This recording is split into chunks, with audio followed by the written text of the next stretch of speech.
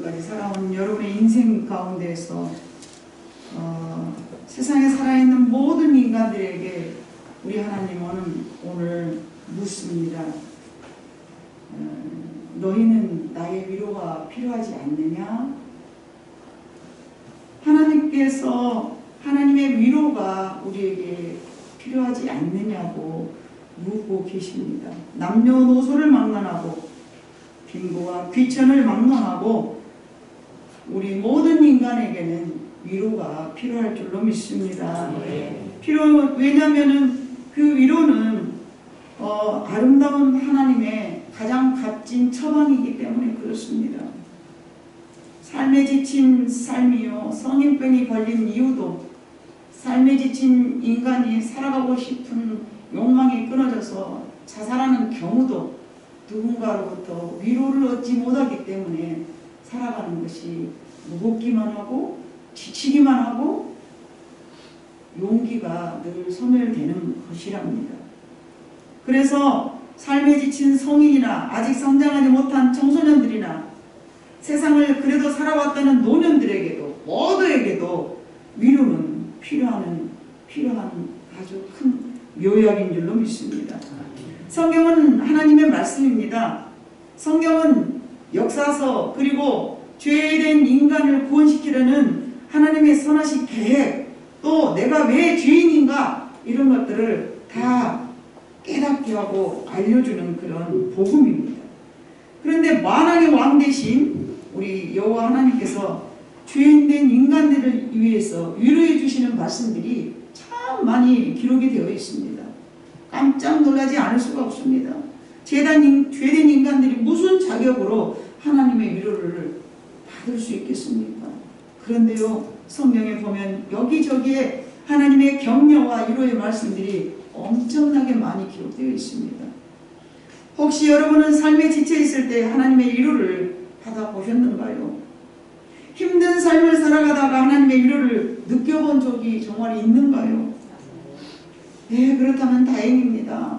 오늘 성경 말씀에 봐보니까 열왕기상 19장 5절로 7절 봐보면요, 이런 말씀이 기록되어 있습니다. 로뎀나무 아래 누워 자더니 천사가 그를 어루만지며 그에게 이르되 일어나서 먹으라 하는지라 본즉 머리맡에 숯불에 구운 떡과 한 병 물이 있더라. 이에 먹고 마시고 다시 누웠더니 여호와의 천사가 또다시 와서 어루만지며 이르되 일어나 먹으라. 네가 갈 길을 다 가지 못할까 하노라 하는지라.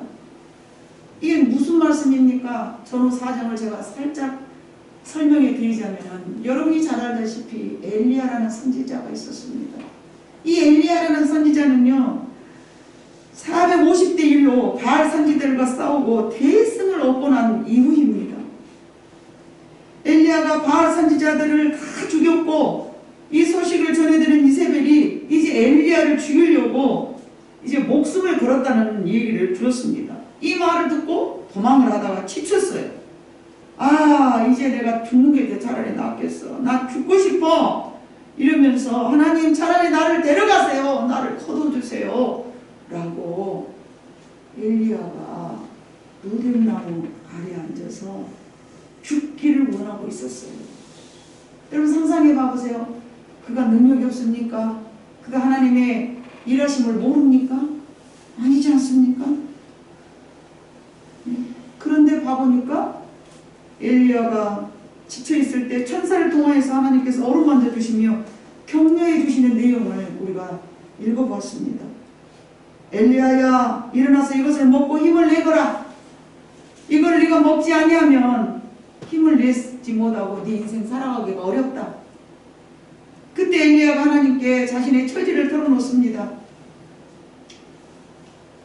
하나님께서 그 처지를 다 듣습니다. 하나님, 제가 여차저차하여서 바알들과 싸워서 대승을 얻고 이겼는데, 이세벨이라는 왕후가 나를 죽이려고 이렇게 쫓아왔는데 제가 어떻게 살겠습니까? 차라리 나를 걷어가는 것이 낫지 않겠습니까? 막 그렇게 기도할 때 하나님은 엘리야 앞에 이제 막 기도를 했는데 하나님께서 천사가 나와서 만져준 것은 지금 우리가 읽었던 부분이고, 읽지 않은 부분을 봐보면요, 해오리빨이 막 부는 거예요. 쾅! 해오리빨이 막 일어나니까 엘리야가 깜짝 놀라서 이게 무슨 하나님 나타나시려고 그러는가? 해오리빨이 불더니 다시 또 센 바람이 또 불더니 하나님 나타나지 않은 거예요. 하나님 나타나지 않은 거예요. 큰 바람이 불고 중간 바람이 불고 아주 연약한 바람이 살포시 불 그 무렵에 하나님의 음성이 들립니다. 엘리야야, 하나님은 내가 하나님의 일을 열심히 특심히 행하며 살아왔으나 내 생명이 지금 이렇게 위태롭게 되었습니다. 하나님께서 엘리야를 격려해 주십니다. 바알에게 무릎 꿇지 않는 7,000명이 있단다. 너 혼자만이 아니란다.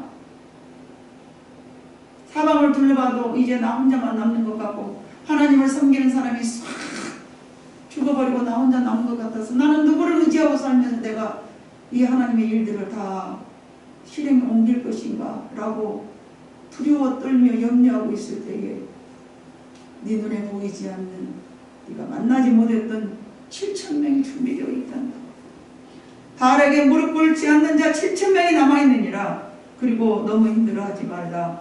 네가 만약에 정말 힘들어한다면 너의 후계자 엘리사를 후임자로 세워서 네가 대적하지 못하고 네가 죽이지 못한 그들을 엘리사가 대신 죽이리라. 이런 이야기들이 열왕기상 19장의 전장의 내용입니다. 이거는 무엇입니까 여러분? 엘리야는 자신의 일을 하는 것도 아니고 하나님의 일을 하다가 그만 지쳤습니다. 하나님의 일을 하다가 그냥 지쳐버린 것입니다. 그런데 그런 엘리야를 하나님께서 꾸짖지 아니하시고 격려해 주시면서 하나님이 직접 나타나시지 아니하고 저와 같이 여호와의 천사가 구약시대에는 여호와의 천사가 사람입니다. 사람이 나타나서 머리를 어루만져 주면서 일어나라, 이걸 먹어라. 5절을 봐보니까 먹어라 그랬는데 그럼 먹고 또 일어나지 못하고 또 누워있어요. 7절에 보니까 또다시 와서 이러되 일어나 먹어, 이거 먹어, 이거 먹고 힘을 내. 하나님이 주신 그 음식은 여러분 하나님이 주신 말씀이요 만나인 줄로 믿습니다. 격려해 주신 것. 여러분 우리들을 바라보세요. 지금까지 살아온 것은 주의 크신 은혜라고 말하지만 때로는 우리가 위로와 격려가 필요합니다. 때로는 위로와 격려가 필요합니다. 저는 지난 주중에 우리 박경선 목사님 사모님 내외분이 저한테 간혹 한 번씩 우리 목사님의 사랑을 많이 받는데 저는 이제 뭐 보답할 길은 없고 뭐 좋은 동영상이 있고 그러면 한 번씩 보내주거든요. 근데 짧은 30절짜리 동영상을 보내주셨는데 오리가 자기의 사료를 입으로 물어다가 밑에 살고 있는 잉어에도 막 먹여주는 거예요. 얼마나 그 동물의 세계가 아름다운 걸. 자기 혼자 먹지 않고 자기 밥을 잉어에게 막 먹여요. 잉어가 막 때려 달라드는 거 오리가 막 입에다 하나 먹어 입에다 막 넣어주는 거예요. 한두 마리도 아닌데. 그걸 보면서 참 때로는 하나님께서 우리를 이처럼 별것 아닌 일 갖고도 사람들을 통해서 위로해 주시는 하나님을 우리는 느껴야 될 줄로 믿습니다. 당연히 어쩌다가 오늘 누가 나 밥 한 그릇 사줬어 그렇게 생각하지 마시고 내가 필요에 지쳐 있을 때 누군가를 통해서 하나님께서 나한테 이렇게 어루만져 주시고 위로해 주시는구나. 꼭 내가 원하는 따뜻한 말이 아닐지라도 내가 원하는 뭐 그런 그 기가 막힌 이벤트는 아닐지라도 삶의 수 여러분 한번 생각해 봐 보세요. 엘리야와 같이 저렇게 하나님께서 누군가를 통하여서 위로해 준 적 없나요? 저는 우리 집에 강아지가 때로는 위로를 저한테 줄 때가 있어요. 지쳐 이렇게 누워있으면 마치 그 지쳐 누워있는 것을 아는 것처럼 옆에 와서 턱하니 지키고 지가 나를 해주는 게 뭐 있어요? 뭐 물 한 그릇 갖다 줍니까? 내가 휴지 좀 갖다 줘 보면 휴지를 갖다 줍니까? 근데 물을 안 것처럼 머리 살려살려 하면서 내 옆에 딱 누워있단 말이에요. 속으로 생각할 때 그래요. 하나님은 우리 집 저 강아지를 통해서 나를 위로해 주시는구나. 여러분 우리는 삶에 지쳐 있을 때에 하나님께서 여러 가지 방법으로 여러 가지 방향으로 우리를 위로해 주신 줄로 믿습니다. 어떤 격려와 위로를 우리가 느낀다면 여러분 우리는 살 그 그런 우리 힘이 그 안에서 얻어지는 거예요. 예? 여러분, 저는 주의 일을 하면서 지난 한 주간에 나는 주의 일을 하면서 받은 상처가 뭉실뭉실 올라오는 거예요. 하나님, 내 날로는 하나님 앞에 충성봉사스럽게 이렇게 하고 있는데 왜 내게 얻어진 것은 이렇게 상처뿐일까요? 물론 하나님 앞에 온전하지 못하고 잘했다라고 자랑할 것은 없겠지만 내 날로는 하나님을 위하여서 40살 때부터 하나님 앞에 다짐하고 저는 죄인입니다. 하나님 앞에 이제는 올인하겠습니다. 가정도 자식도 다 버려버리고 오직 하나님만을 위해서 사는 것이 내 인생이려니, 그래야 그것이 내 가정을 돕는 일이려니 그때부터 내가 다짐을 하고 각심을 하고 오직 주님만을 위해서 살아왔는데 주의 일을 하면서 뒤돌아보니 받은 상처가 얼마나 많은지 엘리야를 떠올리지 아니할 수가 없었습니다. 목사라서 더 잘해야 되는 것이 내 몫이겠지만 목사라서 더 견뎌내야 한다는 책임감이 나를 여기까지 인도하고 지탱하게 한 것 같습니다. 엘리야와 같이 하나님의 위로와 격려를 순간순간 받지만 그래도 사람인지라 힘이 없고 지쳐있을 때에 누군가가 목사님 식사 한번 하시죠. 그러면 하나님이 나를 또 저렇게 저 성도를 통하여서 위로하시는구나. 지쳐있는 나에게 죽기를 원하고 노래ном 밑에서 쓰러져서 지쳐있는 엘리야에게 천사를 통하여서 어루만져 준 것 같이 누구를 통하여서든지 저를 위로해주는 하나님을 종종 느껴봅니다. 여러분, 본문의 말씀은요, 이스라엘을 대표하는 정말 야곱아 너를 창조하신 여호와께서 너를 말씀하시느니라. 이것은요 꼭 야곱뿐만이 아니고 이스라엘 전체를 이야기하는 내용이죠.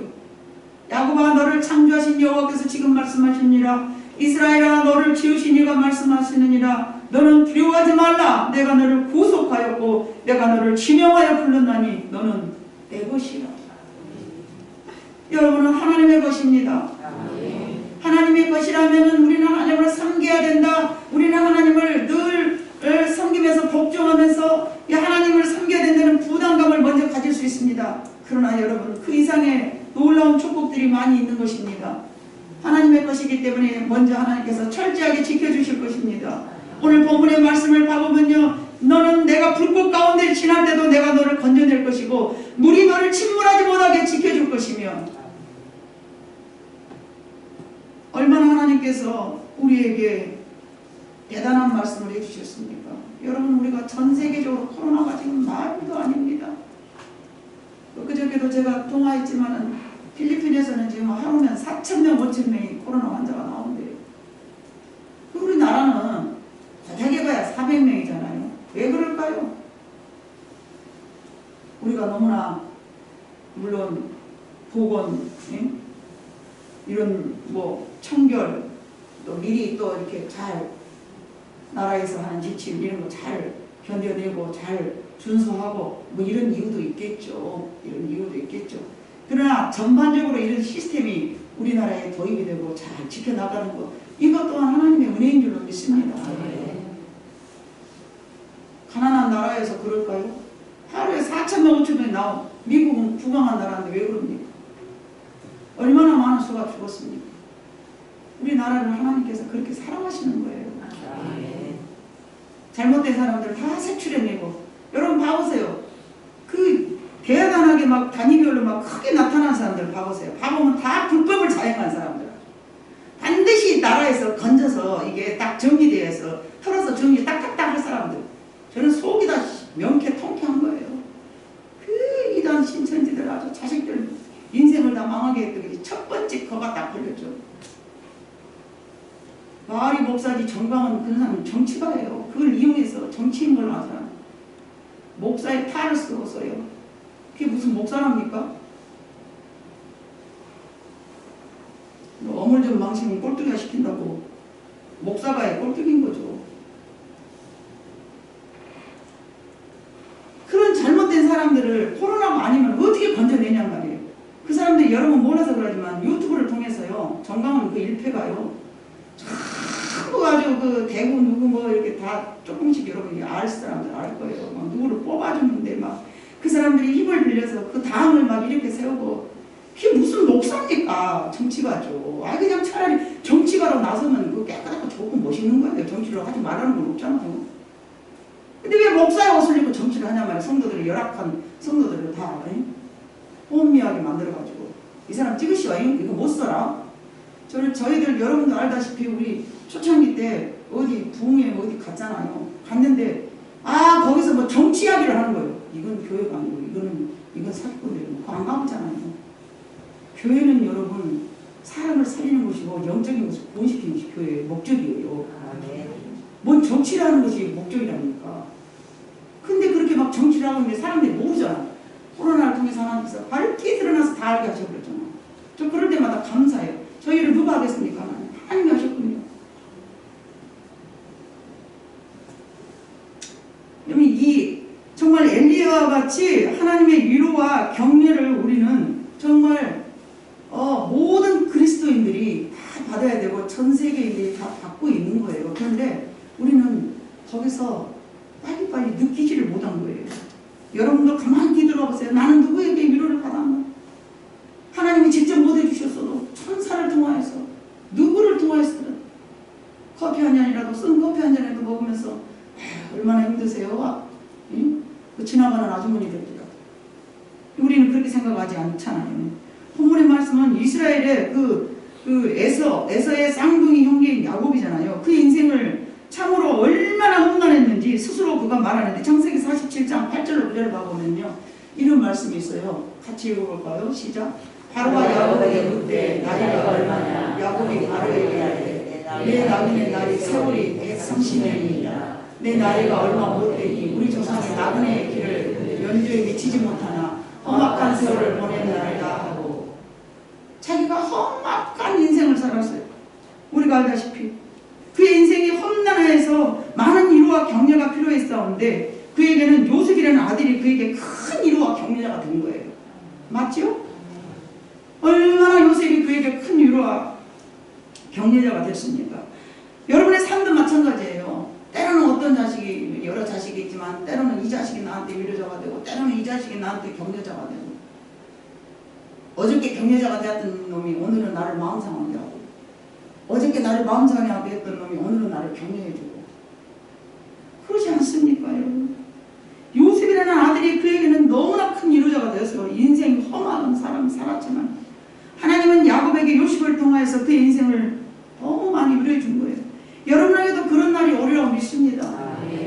때로는 야곱이가 요셉을 잊어버리고 얼마나 가슴 아팠습니까? 그 아들 땀새 너무나 마음 놓이지 못하고 살았잖아요. 이아가 어디 가서 죽어버렸다고 하니까 막 힘들어서 그렇게 살았지만 나중에 노년에 그게 그렇게 큰 위로자가 될지 누가 알았습니까?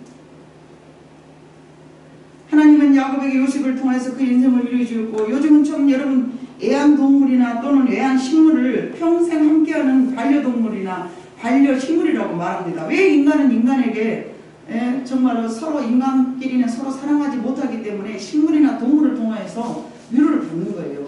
사람과 사람 사이에서 얻을 수 없을 때에 동물이나 식물을 통해서 위안을 얻게 되기 때문에 그냥 식물 그러지 않고 그냥 동물 그러지 않고요. 반려동물, 반려식물 이렇게 말하더라고요. 서로가 사랑해야 될 상황인데 사랑하지 못하고 있기 때문에 어디다 얻을 데가 없으니까 꽃을 보면서 위로를 받는 거예요. 제가 우리 카페에다가 꽃이 주는 그 위안을 좋은 글이 있어서 하나 퍼 올려놨는데 한번 시간 나면 여러분 한번 찾아보시길 바래요. 잠언 18장 20절 21절을 봐보면요. 이런 말씀이 있어요. 사람은 입에서 나오는 열매로 말미암아 배부르게 되나니 곧 그의 입술에서 나오는 것으로 말미암아 만족하게 되느니라. 죽고 사는 것이 혀의 힘에 달렸나니 혀를 쓰기를 좋아하는 자는 혀의 열매를 먹느니라. 아멘? 죽고 사는 것이 혀의 힘에 달렸어. 여러분이 죽고 사는 것이 혀의 힘에 달렸다는 거죠. 왜요? 긍정적인 말을 하면 여러분이 살 것이고 여러분이 부정적인 말을 하면 여러분이 죽을 거란 말이죠. 비록 상황은 인생이 별 볼 일 없을지라도 나는 하나님의 은혜로 먹고 살아. 하나님 나 도와주실 거요. 하나님은 우리 아버지요. 하나님 나를 위로자가 되실 것이라고 말씀하셨어. 이렇게 여러분이 생각하고 여러분이 말을 한다면 여러분은 하나님의 능력으로 살 거예요. 그러나 하나님은 나 도와주도 안 해. 하나님 언제 나를 위로자가 삼아줬어? 하나님이 언제 내 인생에 나타나봤어? 그러면 그 말 때문에 여러분 하나님하고는 동떨어진 삶을 사는 거예요. 바로 그 말씀이에요. 죽고 사는 것이 혀의 힘에 달린다는 거예요. 엄청난 말씀이에요. 저것이. 여러분 우리는 늘 그렇게 살아왔을지라도 여러분 스스로가 나는 힘들 때마다 하나님이 나에게 위로해 주셔. 이 말씀을 마음으로 새기고 입으로 표현하기를 바랍니다. 네. 그러면은 순간순간 하나님의 위로를 내가 얻고 살아감에 있어서 깨달으면서 또 저렇게 내가 생각을 하고 말을 했기 때문에 그런 위로가 여러분에게 늘 찾아올 줄로 믿습니다. 네. 군대 가면 현식이가 그러더라고. 편지를 왔어요 저한테. 목사님 잘 계시죠? 제가 여기 군대 와서 가보니까 참 교회가 너무 사모가 되고요. 군대 와 있어 봐보니까 교회 생활했을 때가 너무너무 좋았는데 살다 보니 하나님을 의지하지 아니하고 내가 사람을 많이 의지한 것을 깊이 깨닫게 됐습니다. 앞으로는 제가 하나님을 많이 의지하고 살 것입니다. 이러게 하나님이 저한테 엄청난 위로를 주십니다. 이러면서 저한테 편지를 썼더라고요. 하나님의 위로를 저는 받습니다라고 그 아들이 고백을 했기 때문에 앞으로도 하나님께서는 그 아이가 군대에 있는 동안 내내 하나님의 위로자가 될 줄로 믿습니다. 네. 여러분의 삶 속에서 내가 하나님의 위로를 받고 있음을 깊이 깨달아야 될 줄로 믿습니다. 네. 그래야만이 하나님 앞에 감사가 나오고 하나님의 위로를 받음에 있어서 21절의 말씀처럼 여러분 더 많은 하나님의 위로를 받게 된다는 것입니다. 네. 여러분 우리는요 비난의 말보다 격려의 말 한마디가 얼마나 필요한지 모릅니다. 판단하거나 비판하기는 쉬워도 격려는 어렵습니다. 비판하거나 판단하는 것은 사람의 본능적인 일이냐 격려는 하나님의 사랑이며 은혜 입은 사람들의 성품인 줄로 믿습니다. 칭찬은 걸어도 춤춘다 책을 언제도 아주 오래오래 전에 여러분에게 소개한 적이 있습니다. 이 땅에 살아있는 동안 우리는 육신을 위하여서 좋은 영양을 섭취해야 하듯이 우리 정신을 위해서는요 좋은 말을 많이 들어야 힘을 얻습니다. 힘들게 일한 사람에게 수고했다는 말 한마디는요 어쩌면 너무나 당연한 말이겠지만 그 당연한 말도 한 번도 듣지 못하면 여러분 어떻게 되겠습니까? 그 당연한 것이 때로는 너무 절실할 때가 있는 것입니다. 사람인지라 물론 하나님 앞에 위로를 받겠지만 하나님이 오늘 엘리야를 봐보니까 하나님 직접 세미한 음성을 먼저 들려주신 것이 아니라 천사로부터 그 머리를 어루만져 주셨다. 하나님 직접 해주셔도 되는데 굳이 천사를 먼저 보내신 이유가 뭘까요? 사람은 사람에게도 위로를 받기 원한다는 것입니다.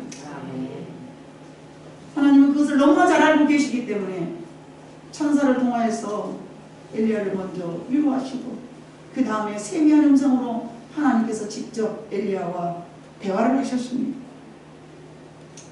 엘리야를 위해서 하나님이 주셨던 그 말씀은 이스라엘을 위로해 주셨던 하나님, 엘리야를 위로해 주셨던 하나님은 오늘도 저와 여러분을 위로해 주셨고 또한 위로해 주시기를 원할 줄로 믿습니다. 그분께 격려와 위로의 말씀을 우리는 듣도록 사모하는 마음을 가져야 될 줄로 믿습니다.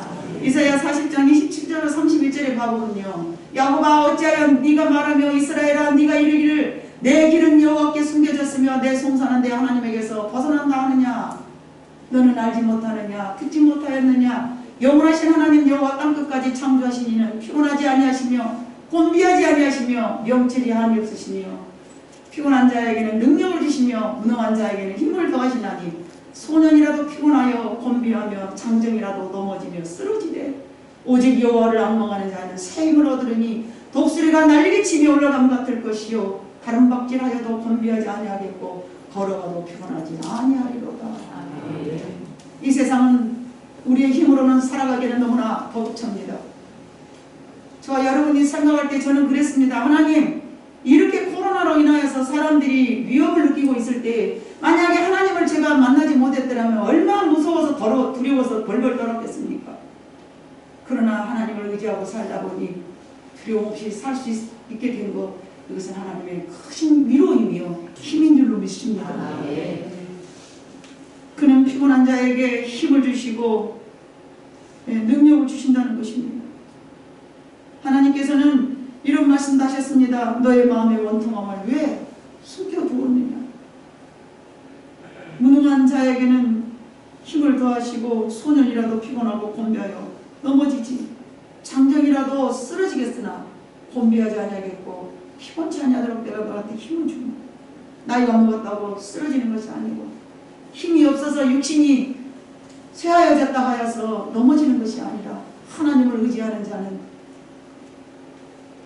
힘이 넘쳐서 주님이 부르시는 그날까지 120년 동안 살았던 모세도 눈이 쇠하여지지 아니하였고, 갈렙도 여러분 85살에 하나님 앞에 부름을 받았지만 멋지게 하나님 앞에 사역했지 않습니까? 그들의 인생이 뭐 800년, 900년 산 거 아니잖아요. 우리의 연한과 같이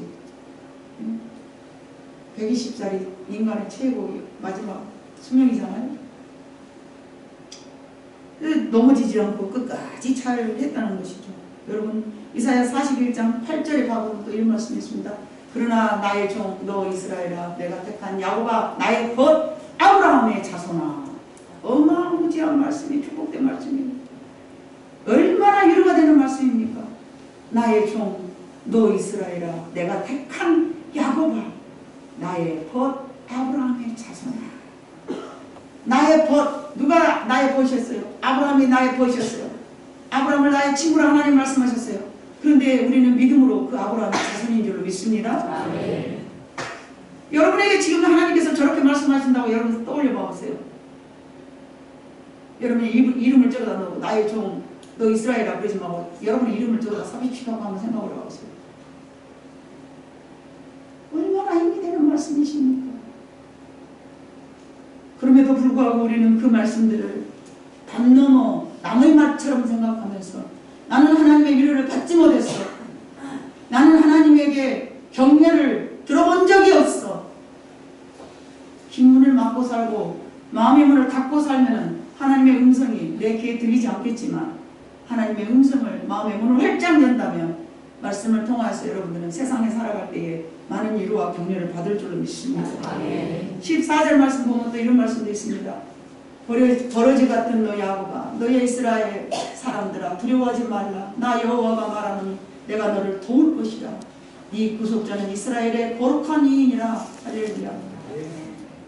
이사야 40장 41장부터 44장까지는요 엄청난 저런 말씀들이 어떻게 고를 수도 없을 만큼 많이 있습니다. 얼마나 많은 격려와 위로의 말씀들을 주셨는데 헤아릴 수도 없고, 신약에서는 예수님께서 친히 말씀이 육신이 되어서 말씀으로만 말씀하시는 것이 아니라 실제로 말씀이 육신이 되어서 우리에게 아주 가까이 나타나 주셨습니다. 말씀이 육신이 되어라는 얘기는요, 예수님은 말씀으로 이 땅에 오셔 하나님이 구약시대에는 말씀으로 주셨지만 신약시대에는 말씀이 직접 사람으로 몸으로 이 땅에 나타나셔서 우리에게 위로해주고 격려해주고 아픈 자는 쓰다듬어주고 치료해주고 그러셨다는 얘기입니다. 우리 눈으로 볼 수 있도록, 우리가 만질 수 있도록 말씀이 육신이 되어서 단순히 예수님이 말씀이 육신이 되어서 이 땅에 태어났다는 얘기로 끝나는 게 아니라 정말 말씀이 육신이 되어서 소경을 일으켜주시고 정말로 안진병을 일으켜주시고 문둥병을 치료해주시고 혈류병 여인을 치료해주시고 그렇게 다가와 주셨어요. 근데 우리는 어떻게 생각해요? 역사에 그런 과거에 그런 사람이 있었다고만 생각하는 거예요. 아니에요. 그런 사람이 있었던 것이 아니라 오늘날도 주님은 여러분들을 그렇게 만져주시기를 원하시고 실제로 만져주시고 계신다는 얘기입니다. 구약에 나타난 신약에 나타난 역사로만 생각하지 마시기를 바랍니다. 그러면 말씀은 주님은 여러분과 무관한 삶을 사는 거예요. 아니야, 안진뱅이를 일으켰던 하나님 나도 이렇게 세워줄 줄 알아. 아니야, 가난해서 참 먹을 것 없는 그 여인을 하나님께서 먹을 걸 주셨잖아. 나에게도 그 먹을 것을 주실 줄 알아. 이런 믿음이 있어야 되는 것입니다. 아무리 말하여도 이해가 불가능했던 인간에게 예수님은 직접 나타내 주셔서 많은 병들 자를 위로하시고 치료하시고 격려해 주셨어요. 삶에 지쳐있는 그들을 하나님께서는 소경이나 안진백이나 김어근의 혈류병 우물가 여인, 음란한 여인, 현장에서 잡힌 여인, 그런 여인들을 다 만져주셨잖아요. 근데 왜 저와 여러분을 외면하실까요? 그럴 리가 없는 거예요. 그럴 수가 없는 거예요. 내가 택한 내 구속자 너는 내 것이라 말씀하셨어요. 하나님의 것이라고 말씀해 주셨기 때문에 하나님이 우리를 책임져 주시는 것입니다. 세상에서는 소외당하고 거절당하고 누군가의 격려와 위로가 필요했을 때에 예수님이 친히 다가와 주셔서 그들을 격려해 주시고 위로해 주신 것을 우리는 성경에서 수도 없이 많이 보았습니다. 여러분의 삶이 고단하십니까? 여러분도 격려가 정말 필요합니까? 예수님께 나오시기를 바랍니다. 그리고 그분에게 나의 필요함을 채워달라고 간절히 기도하시기를 바랍니다. 부르짖어야 됩니다. 주님, 나는 격려가 필요합니다. 주님, 난 위로가 필요합니다. 우리 주님 지나가실 때 소경은 외쳤습니다. 다윗의 사손 예수여, 나를 치료하여 주소서. 시끄러. 다윗의 자손. 시끄럽다 아니 막 더함을 쓰는 거예요. 우리는 그 정도 돼야 돼요. 조용히 하라니까. 더함을 쓰는 거예요. 네가 아무리 나를 억제를 시켜봐요. 나는 더 부르실 것이요. 왜냐? 나는 지금 위로가 필요해요. 나는 지금 격려가 필요해요. 나는 지금 병 고침이 필요한 사람이에요. 여러분이 가지고 있는 모든 병 하나님께서 치료하시리라고 믿습니다.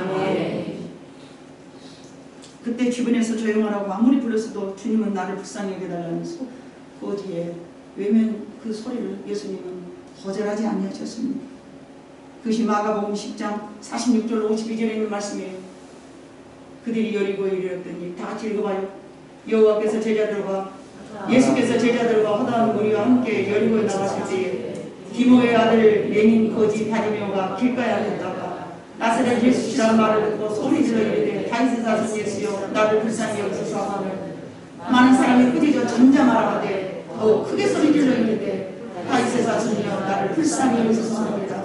예수께서 머물러 서서 그를 부르라 하시니 그들이 다 그 맹인을 부르며 이르되 안심하고 일어나라 그가 너를 부르신다 하니 맹인이 겉옷을 내버리고 뛰어일어나 예수에게 나오거늘 예수께서 말씀하시되 이르시되 네가 무엇하여 주기를 원하느냐 맹인이 이르되 선생님이여 내가 보기를 원하나이다.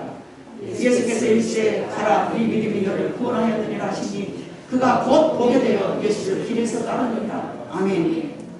자기의 소망을 예수님 앞에 부르짖었어요. 네가 뭘 원하느냐? 오늘 여러분에게 주님께서 물으십니다. 너는 뭘 원하느냐? 여러분은 뭐라고 대답하실 것입니까? 하나님, 저는 위로가 필요합니다. 하나님, 저는 격려가 필요합니다. 제게 힘을 더하여 주시옵소서. 제가 낫기를 원합니다. 내 병이 되었던, 내 가난이 되었던, 뭐가 되었던 여러분 주님 앞에 부르짖을 때에 네가 나에게 뭘 원하느냐고 주님은 물으실 것입니다. 그때 여러분 대답만 하시면 되는 것입니다. 그럴 때 기적이 나타날 것입니다. 우리의 괴로움과 외로움과 슬픔은 주님께서 다 나와서 알아야 됩니다. 가만히 있어서 되는 것 아닙니다. 여러분의 삶을 지치게 만들었다면 예수님께서 위로를 주시기를 원하실 것입니다. 능력 없는 사람은 한계가 있기 때문에 능력 없는 사람을 바라보지 마시고 주님께 나아가야 됩니다. 사람에게 위로받은 것은 끝이 있고요. 사람에게 위로받은 것은 내가 만족할 수 없는 거예요. 그러나 하나님 앞에 위로를 얻는다면 여러분은 큰 힘을 얻을 줄로 믿습니다. 능력 많으신 예수님은요 무한한 능력을 갖고 계십니다. 여러분이 한번 소리지져 부르짖을 때 우리 주님은 응답하십니다. 마태복음 11장 28절에 이런 말씀이 기록되어 있습니다. 수고하고 무거운 짐진 자들아 내게로 오라 내가 너를 편히 쉬게 하리라. 얼마나 위로의 말씀이십니까? 성경 이곳저곳을 여러분 읽으면서 한번 위로의 말씀이 어떤 말씀인가 한번 찾아보시기 바랍니다. 얼마나 많은 위로의 말씀이 기록되어 있는지 모릅니다. 그 위로의 말씀을 여러분의 양식으로 삼으시기를 우리 주님은 원하실 것입니다. 세상에서 위로받지 못한 여러분들이요 지쳐있는 여러분들이요 하나님 앞에 나와서 위로를 얻고 새 힘을 얻어서 세상에 나가서 힘있게 살아가시기를 주님의 이름으로 축복합니다. 기도하시겠습니다. 사랑 많으신 아버지 하나님 이 세상